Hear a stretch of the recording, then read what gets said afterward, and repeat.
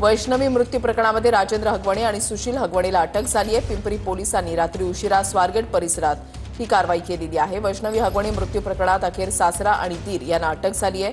राजेंद्र हगवणे आणि सुशील हगवणे आता बावधन पोलीस ठाण्यामध्ये आहेत।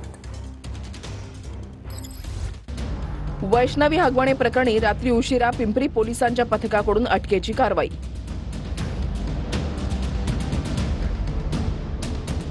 फरार काळात हगवणे पिता पुत्राचा हॉटेलमध्ये मटणावर ताव।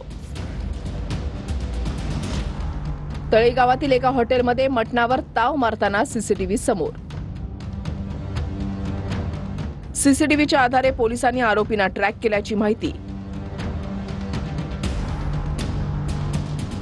माहितीच्या आधारे राजेंद्र हगवणे सुशील हगवणेला स्वारगेट परिसरातून अटक।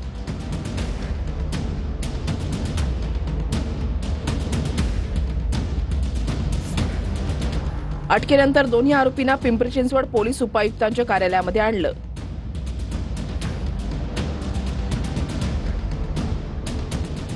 दोन्ही आरोपींना घेऊन आता पोलीस बावधन पोलीस ठाण्यामध्ये दाखल।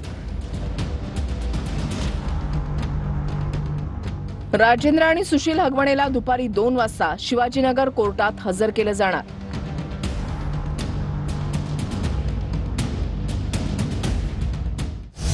राजेंद्र हगवणे स्वारगेटमधूनही पलायन करण्याच्या प्रयत्नात होता। वैष्णवी मृत्यू प्रकरणी हगवणे कुटुंबावर 17 मे रोजी गुन्हा दाखल झालाय। गुन्हा दाखल झाल्यावर हगवणे बावधनच्या मुहूर्त लॉन्समध्ये लपून बसला होता।